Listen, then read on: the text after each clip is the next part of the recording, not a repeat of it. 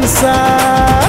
বিড়ি খাইলে হয় ক্যান্সার, সব প্রশ্নের লাগে না অ্যান্সার। ঈদ উপলক্ষে প্রকাশিত নতুন গান বিডি।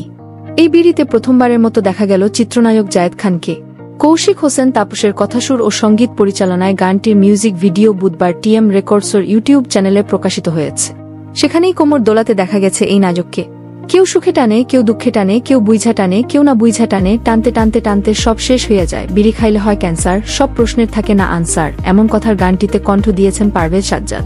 এই কণ্ঠশিল্পী বলেন, ভীষণ আনন্দিত আমি। এরকম সহজ কিন্তু অর্থবহ গান নিজের কণ্ঠে ধারণ করতে পারা যে কোনো শিল্পীর জন্য সৌভাগ্যের। এ প্রসঙ্গে জায়েদ খান ট্রেন্ডস নিউজ 69কে বলেন, এই প্রথম মিউজিক ভিডিওতে কাজ করলাম, অন্যরকম এক ভালো লাগার অনুভূতি হলো। আসলে গানটিতে কাজ করার মূল কারণ হলো তাপস ভাই।